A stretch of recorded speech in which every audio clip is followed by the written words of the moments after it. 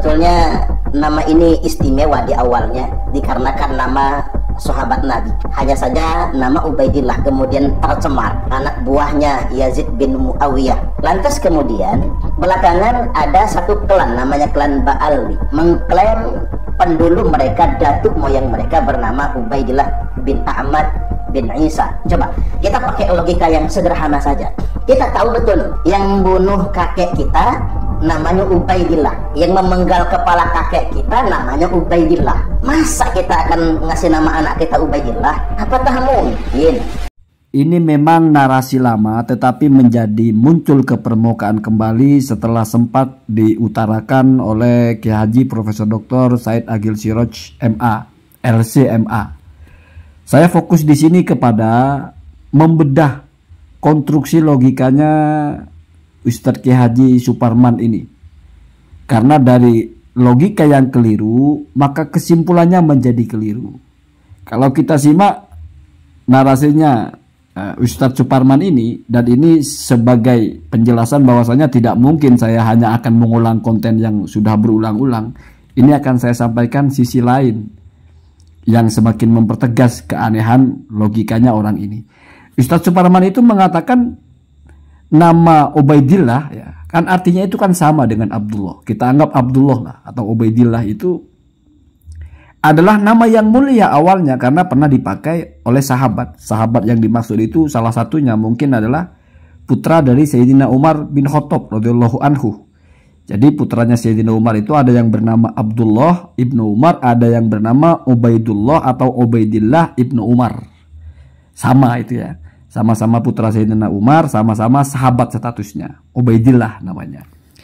Jadi mulia nama itu karena pernah dipakai oleh sahabat. Lalu tercemar karena pernah dipakai oleh seorang gubernur bawahannya Yazid, di mana gubernur itu bernama Ubaidillah yang diperintahkan untuk membunuh Sayyidina Husain. Jadi di logikanya Ustaz Suparman ini, nama itu menjadi mulia karena dipakai oleh siapa, dan menjadi tercemar kalau dipakai oleh orang yang buruk. Kalau dipakai oleh orang yang baik, maka nama itu mulia. Kemudian kalau sudah dipakai oleh orang yang buruk, maka kemuliaannya menjadi rusak. Jadi dipikirnya tergantung kepada siapa yang pakai. Ini logika yang terbalik dari kebenaran. Kenapa saya bilang terbalik dari kebenaran? Maka mari kita bawakan kajian ilmunya dulu. Ini ada satu hadis riwayat Imam Muslim ya. Inna ahabba asma'ikum ilallahi Abdullah wa Abdurrahman. Sesungguhnya nama yang paling dicintai oleh Allah ya. Nama-nama kalian yang paling dicintai oleh Allah itu adalah nama Abdullah dan Abdurrahman. Lalu dijelaskan oleh Ibnu Hajar, karena ini hadis ini juga diriwayatkan oleh Imam Bukhari, dijelaskan oleh Ibnu Hajar dalam Fathul Barinya, ya nggak usah saya bacakan ya. Sebetulnya bukan hanya Abdullah dan Abdurrahman, tapi nama yang berawalan Abduh kemudian dinisbatkan kepada nama Allah yang lain. Abdurrahman, Abdurrahim, Abdul Jabbar, Abdul Malik, Abdul Qahar, Abdul Somad, Abdul Karim, termasuk Abdul Rauf dan sebagainya. Pokoknya Abdun dinisbatkan kepada Allah, itu adalah nama terbaik. Itu satu alasan. Kemudian ada juga alasan yang lebih spesifik dalam kitab Faidul Qadir yang tulisannya kecil di atas itu. Sabdanya itu, nama yang terbaik itu khairu asma'ikum, nah, kan lain itu. Kalau atas kan ahabbu, yang bawah khairu asma'ikum Abdullah wa Abdurrahman wal Haris. Jadi ada tiga nama, satu Abdullah, Abdurrahman dan Haris. Maka disebutkan oleh Faidul Qadir di sini bahwasanya yang paling afdol dari semua itu adalah yang pertama, yang kedua. Afdoluha berarti afdolul asma itu adalah al-awwalani. Dua yang pertama itu Abdurrahman dan Abdullah. Lalu kenapa dua nama itu menjadi paling mulia? Li'annahu lam yaqa' fil Qur'ani idhafatu abdin ila ismin min asma'ihi ghairuhuma. Ya, ghairuhuma ya. Karena dalam Al-Qur'an itu tidak pernah ada idhofah lafaz abdun kepada asma Allah kecuali kepada dua kalimat itu, yaitu Ar-Rahman dan Allah sendiri. Ya banyak ya, di situ ada misalnya ucapan Nabi Isa ketika masih kecil itu, Inni Abdullah. Ada begitu kan ucapan Nabi Yahya kalau tidak salah juga ya. Kalau yang Ar-Rahman, wa ibadur Rahman. Jadi dalam Al-Quran itu ada abdun dinisbatkan kepada Allah, ya dua nama itu yang dipakai. Allah dan Ar-Rahman. Maka itu menjadi spesifik dua nama itu. Begitu ya. Jadi bukan masalah dipakai siapa Pak. Sehingga tidak heran pembunuh Sayyidina Ali bernama Abdurrahman bin Muljam. Keturunan Sayyidina Ali banyak yang bernama Abdurrahman. Nanti kita bahas di bagian kedua. Bahkan ada yang unik di situ ya. Ini kita sekarang bicara dulu. Jadi sampai di sini nggak ada penjelasan nama itu menjadi spesial, menjadi mulia karena dipakai siapa. Hatta kepada Rasulullah pun nama Muhammad menjadi mulia bukan karena dipakai oleh Rasulullah. Tetapi karena nama itu dicintai oleh Allah sehingga disematkan kepada Rasul. Justru terbalik logikanya kan. Jadi nama itu adalah nama yang Allah sukai sehingga dipilihkan untuk Rasul. Bukan nama itu indah karena namanya Rasulullah, bukan. Begitu ya. Maka kita baca dalam fatwanya di Mesir, ya, fatwa Mesir itu kan ada pertanyaan ya. Kira-kira yang mana sih yang sebenarnya lebih afdol itu? Nama Abdullah Abdurrahman atau nama Muhammad atau Ahmad? Kan hadisnya beda-beda. Ada yang khairul asma Abdullah Abdurrahman, ada khairul asmaikum, ada juga tasammu bismi. Jadi Nabi itu semacam menganjurkan berilah kalian nama kepada anak-anak kalian ya dengan namaku. Berarti Muhammad atau Ahmad. Lalu sebetulnya yang mana yang afdol? Maka ada ulama di bawah itu menjelaskan, ya kamu baca-baca sendiri ya. Saya sarikan, malas juga bacanya ya. Bahwasanya sebetulnya kenapa Allah menyebut kenapa hadis Nabi menyebut sebaik-baiknya nama adalah Abdullah dan Abdurrahman, karena pada waktu itu banyak orang bernamanya itu abdunnya itu dinisbatkan bukan kepada Allah tapi Abduddar, maksudnya Ka'bah mungkin ya. Ada juga Abdus Samsin gitu. Nah, alih-alih kamu pakai nama itu, ada loh nama yang paling dicintai oleh Allah. Apa? Abdun dinisbatkan kepada Allah, Abdullah. Itu sinkron dengan penjelasan Ibnu Hajar. Kenapa Abdullah itu menjadi bagus? Karena di situ mengandung dua sifat. Yang satunya wajib kepada Allah. Wajib itu pasti ya. Bukan Allah harus ya. Apa itu? Yaitu Allah sebagai ma'bud. Kemudian yang juga harus kepada manusia. Wasfun wajabalillah, wasfun wajabalil insan. Satu sifat wajib kepada Allah yaitu disembah. Satu sifat wajib kepada manusia yaitu menyembah. Maka untuk menggambarkan dua kewajiban ini, kewajiban di masing-masing pihak ini terwakilkan dengan nama Abdullah atau Abdurrahman. Sehingga menjadi ilatnya sama, Abdullah, Abdurrahman, Abdus Somad dan sebagainya. Karena nilai bagusnya di situ bukan karena dipakai oleh siapa Pak. Tapi karena makna dari nama itu mengandung dua informasi yang sekaligus sama-sama harus. Yaitu kita sebagai hamba abdun, Allah sebagai ma'bud, maka kita nisbatkan diri kita kepada Allah menjadi Abdullah. Itu Pak, ilmunya begitu Pak Ustadz Sarman, Pak Ustadz Suparman ya. Jadi janganlah bikin teori-teori, semua mau bikin teori-teori. Nggak habis bikin teori nasab, ini bikin teori masalah nama. Ada nama tercemar karena dipakai oleh orang jahat gitu, nggak ada begitu. Jadi siapapun yang memakai nama Abdurrahman termasuk yang membunuh Sayyidina Ali, nggak lalu hilang kemuliaan nama Abdurrahman, nggak lalu hilang sabda Nabi ini. Kenapa? Karena yaitu Abdurrahman itu menegaskan dua hal yang sama-sama harus, yaitu kamu sebagai hamba, Allah sebagai ma'bud. Kita sebagai abid, Allah sebagai ma'bud. Maka berarti nisbat kepada Allah itu nisbah hakiki. Nah kalau di yang punya Mesir itu, fatwa Mesir itu dia mengutip juga dari ulama yang bernama Al-Munawi ya. Al-Munawi itu juga yang ngarang kitab Faidul Qadir, tapi ini dalam kitab yang lain Al-Munawi itu menjelaskan sebetulnya Abdullah dan Abdurrahman itu disebut paling utama adalah karena yaitu tadi menepis atau mengajarkan atau menyalahkan orang-orang yang menisbatkan nama Abdun kepada Abduddar atau Abdus Samsi. Maka adanya Abdullah dan Abdurrahman itu menjadi sebaik-baiknya nama, ya dinisbatkan kepada daripada pakai nama yang lain yaitu Abduddar atau Abdus Samsi. Artinya daripada dinisbatkan bukan kepada Allah, maka jauh lebih afdol dinisbatkan kepada Allah. Seandainya tidak ada fenomena itu, maka tetap yang lebih unggul adalah Muhammad dan Ahmad. Kenapa? Karena nama itu adalah nama yang paling dicintai oleh Allah. Dan Allah tidak mungkin memilihkan nama untuk para nabinya, termasuk untuk Rasulullah, kecuali nama yang paling dicintai. Ya termasuk Muhammad. Ya kan ada juga yang lain itu menjelaskan kasihlah nama dengan nama-nama para nabi. Karena Allah memilihkan nama-nama untuk para nabi itu karena Allah suka dengan nama-nama itu. Jadi suka dulu kepada namanya baru dijadikan nama untuk orang-orang yang Allah sukai atau yang Allah cintai.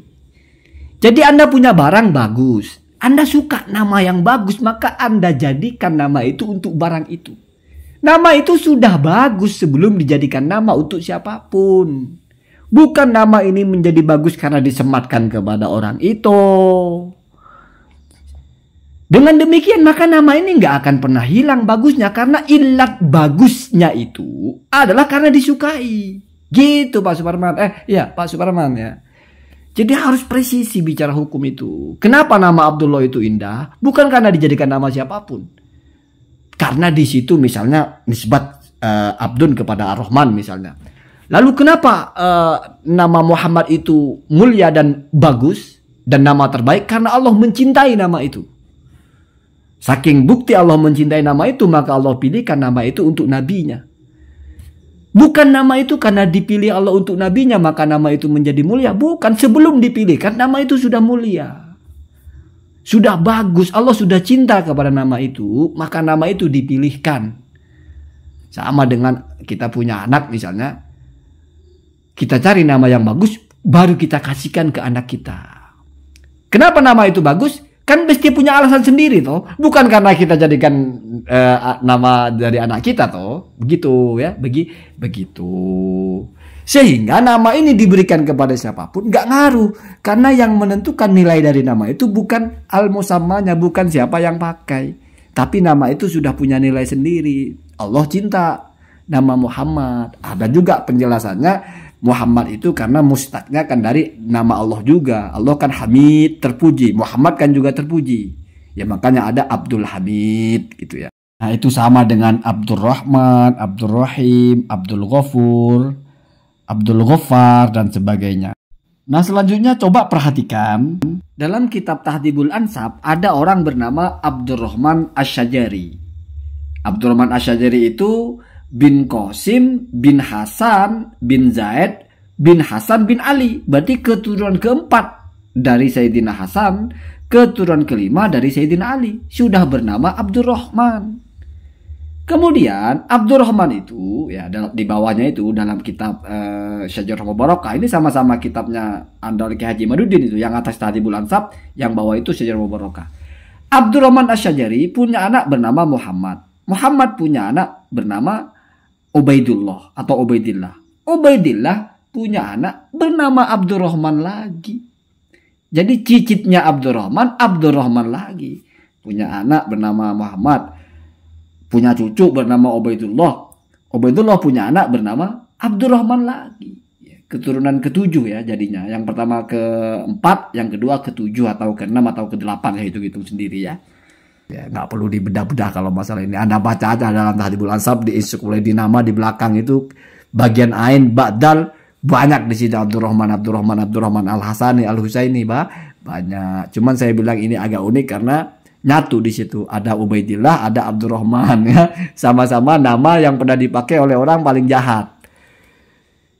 Ubaidillah itu bukan yang membunuh langsung Sayyidina Husain ya, tapi gubernurnya yang memerintahkan. Di mana diperintah oleh pimpinan atasnya yaitu Yazid bin Muawiyah. Nah, kalau Abdurrahman bin Muljam yang eksekutor langsung ya. Eksekutor langsung walaupun kalau dalam pembunuhan kan otaknya lebih besar hukumannya daripada eksekutornya. Tetapi secara empirik secara perasaan itu kan yang menebas langsung itu ya Abdurrahman bin Muljam itu. Gak masuk akal ini keturunannya dikasih nama Abdurrahman.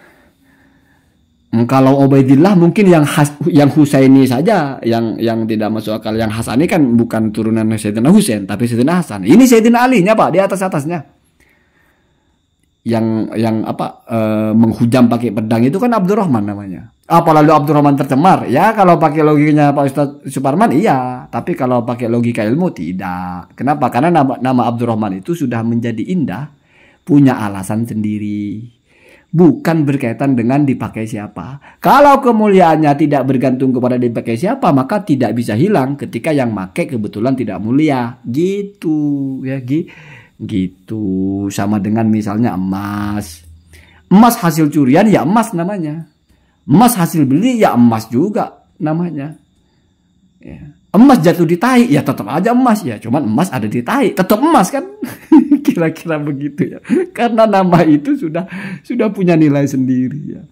Kalau bahasa kerennya itu mulia lidzatihi ya, mulia karena zatnya, bukan li ardihi, bukan karena faktor eksternalnya. Sesuatu yang mulia karena zatnya tidak bisa berubah, hilang kemuliaannya karena faktor eksternal. Nama itu secara zat dia sudah mengandung kemuliaan karena ada Abdullah, ada Abdurrahman, atau seperti juga nama Muhammad karena pecahan dari kata hamdun, di mana itu Hamid, itu nama Allah, itu sudah mulia dengan kondisi itu. Ya. Jadi dari konstruksinya sudah mulia. Allah sudah mencintai nama itu sehingga dijadikan nama itu untuk nama kekasihnya yang dicintai, yaitu nama Nabi Muhammad.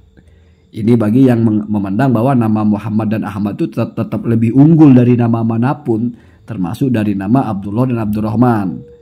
Ya, sehingga Abdullah dan Abdurrahman itu disebut Ahabul Asma itu karena idhofah kepada, daripada dinisbatkan Abdul itu kepada selain Allah. Karena ada fakta orang dulu namanya Abdul Samsin atau Abdul Dar. Jadi alasannya itu. Sementara Muhammad itu Allah mencintai nama itu. Begitu ya. Jadi walaupun misalnya itu kan juga eksternal, tapi itu satu kesatuan nama. Eksternal pun tidak bergantung dengan nama orangnya. Artinya tidak bergantung dengan siapa yang pakai nama itu. Pada akhirnya zat nama ini sudah punya kemuliaan sendiri. Bukan karena dia dipakai siapa. Sama dengan baju, ini sudah baju mahal. Mau dipakai orang kaya ya mahal, dipakai orang miskin ya tetap baju mahal. Sebaliknya, kalau baju itu murah, dipakai siapapun yang murah. Nah, itu kalau status nilainya. Tapi kalau misalnya enak dilihat, ya mungkin ini berbeda. Ada baju bagus, mahal, 20 juta atau apa, batik ya. Dipakai oleh orang ganteng, enak dilihat. Dipakai oleh orang yang burik, tidak ganteng, nggak enak dilihat, jadi hilang keindahan baju itu. Itu tidak nilainya yang hilang, tapi kamu ngelihatnya menjadi kurang indah. Padahal aslinya nilainya mah tetap gitu ya. Nggak lalu baju itu tercemar, toh semua orang juga sepakat, ya tetap bajunya sama. Tetap nilainya ya mereknya ya itu, ya harganya ya segitu, siapapun yang pakai sama. Cuma dilihat-lihat kalau yang dipakai, yang memakainya orang ini kok jadi agak nggak enak dilihatnya baju itu. Apa lalu baju itu nggak boleh lagi dipakai? Apa lalu baju itu dianggap baju murahan? Ya enggak Pak, ini logika sederhana gitu. Sesuatu yang sudah punya nilai sendiri nggak dipengaruhi dia dipakai siapa gitu loh. Terkecuali misalnya memang barang itu belum punya nilai. Ada sesuatu misalnya orang nggak kenal, tiba-tiba dipakai oleh superstar gitu. Oh, menjadi indah. Baru nilai ini menjadi terkenal. Ya. Karena pernah dipakai oleh bintang itu. Misalnya sempaknya Blackpink lah. Awalnya cuma 20.000 ya. Nggak tahu Blackpink sempak 20.000. Dolar. Ya, yang nggak 20.000 biasa. Terus dipakai Blackpink, menjadi mahal sempak itu. Jadi lebih mahal daripada sempak yang sama nilainya tapi tidak pernah dipakai Blackpink. Itu sempak Pak, bukan nama itu ya. Jadi itu barang-barang yang value-nya, apa bahasa keren, yang nilainya itu bergantung kepada siapa yang pakai. Kalau nama enggak. Apalagi nama Ubaidullah, nama Abdullah, Abdurrahman, Muhammad. Ada orang paling jahat bernama Muhammad. Ya misalnya Muhammad bin Abdul Wahab lah, bagi yang mengatakan sesat kan sesat itu. Wah, jangan kita pakai nama Muhammad lagi, sudah pernah dipakai oleh pendiri Wahabi ini Muhammad bin Abdul Wahab. Ya nggak bisa Pak, nggak bisa, tetap begitu ya. Nama Muhammad tidak pernah tercemar dipakai oleh siapapun. Kenapa? Karena nama itu sudah punya keistimewaan tersendiri, yaitu nama yang dicintai oleh Allah. Karena Allah mencintai nama itu, maka memilihkanlah nama itu untuk nabinya. Ya, li'annallaha la yakhtaru li nabihi illa khairul asma. Kan begitu ya. Kalau di fatwanya Mesir itu yang menukil ucapan dari siapa itu, dari Al-Munawi itu ya. Berarti nama itu mulia ya. Maka karena nama itu mulia, Allah suka, maka Allah sematkan kepada hamba-hambanya yang Allah suka, yaitu para nabi ya, sehingga nama-nama nabi itu menjadi bagus semua. Nama Ibrahim, Ismail ya. Kira-kira begitu ya. Makanya itu juga menjadi nama dari keturunan Rasulullah, misalnya Al-Musawi, Musa Al-Kadzim. Ada yang bernama Ismail juga keturunannya Ibrahim dan sebagainya ya. Allahumma dinna